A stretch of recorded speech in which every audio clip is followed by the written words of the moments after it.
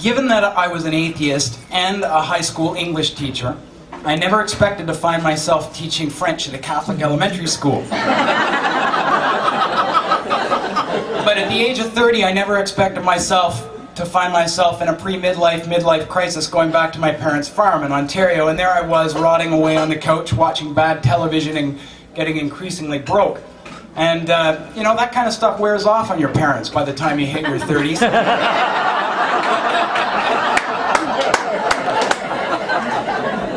And Ontario was suffering from a teacher shortage, so I started floating my resume around, hoping I might pick up a little bit of substitute work.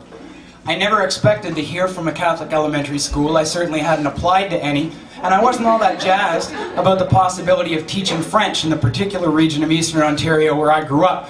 Because where I grew up, you either are French or you hate the French. There's really no middle of the road in Canada's Middle East.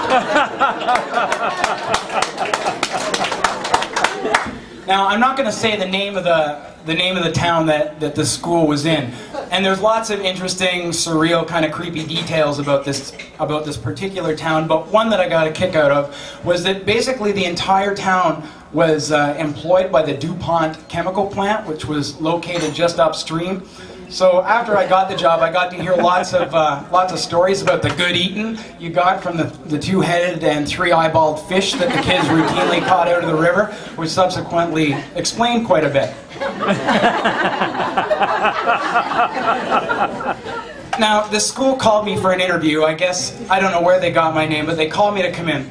And I found myself sitting across the desk from the principal, an excommunicated nun named Debbie. And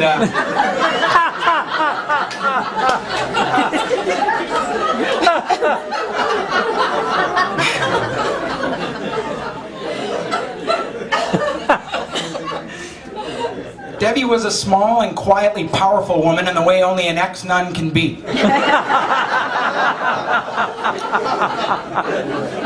She had iron gray hair and a hair lip.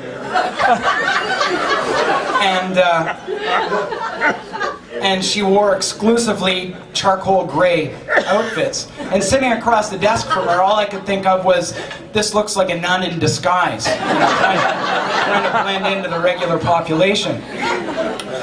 During the interview, Principal Debbie admitted that I would be the 5th teacher in 2 months to hold this position. It's a difficult job, she warned. People around here don't like the French.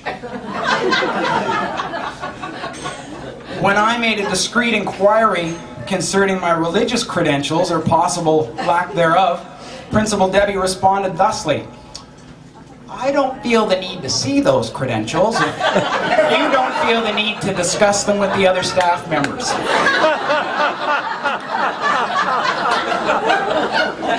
That was the connection we made in the interview. I thought, oh, an ex-nun with a slippery sense of ethics, I might fit in.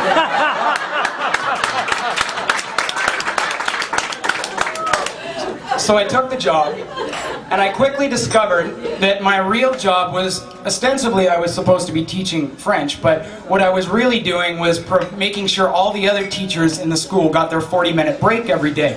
And I spent my breakless days madly wheeling my little French cart up and down the hallway under the watchful effigy of the Virgin Mary. Now, by the end of the first week, I had already grown tired of trying to cajole rabbit-anty francophones into singing our national anthem in French. My most challenging class of the day featured 37 delinquent grade 8s who addressed me as Monsieur Steve. The 37 of them were packed into a classroom that shouldn't have had any more than 24 or 25, so you couldn't even get up the hallway without turning, or up the aisles between the desks without turning sideways and sort of sucking in your gut.